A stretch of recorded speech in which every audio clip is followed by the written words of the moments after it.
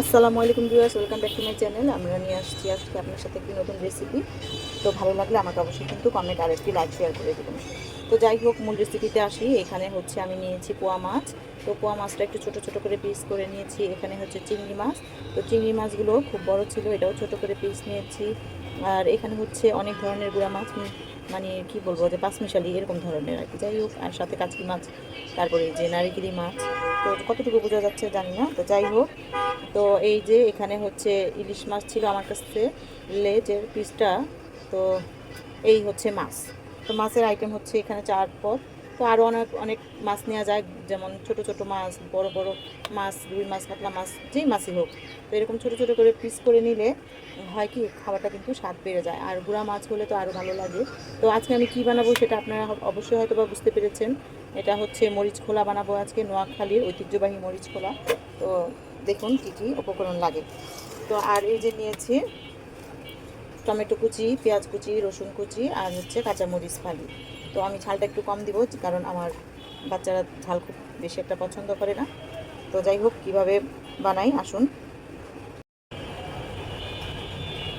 তারপরে পেঁয়াজ, ধনেপাতা, কাঁচামরিচ, এগুলো সব কিছুই দিয়েছি।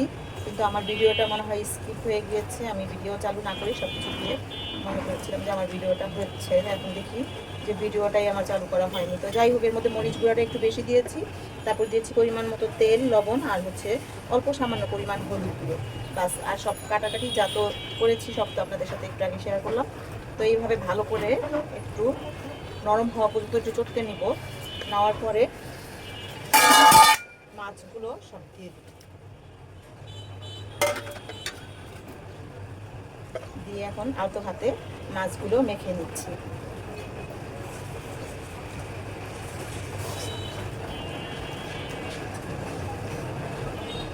এই যে এখানে রান্নার প্রসেসিং কমপ্লিট। এই হচ্ছে ফয়েল পেপার।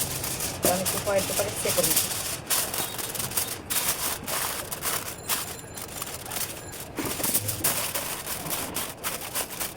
ডাবল লেয়ারে ফয়েল পেপারগুলো বিছিয়ে দিয়েছি। আর এই যে মাখা ঝাঁকা করেছিলাম মাছগুলো মশলা দিয়ে, এগুলো সুন্দর করে বিছিয়ে দিলাম। এখন হচ্ছে সুন্দর করে হাত ধোয়া পানি যতটুকু প্রয়োজন হয় ততটুকু দিয়ে এখন ফয়েল পেপারটা দিয়ে র্যাপ করে নিচ্ছি। আর এমন করে র্যাপ করে দিচ্ছি যাতে বাতাস বের না হয়, সুন্দর করে ভাপে যাতে হয়ে যায়।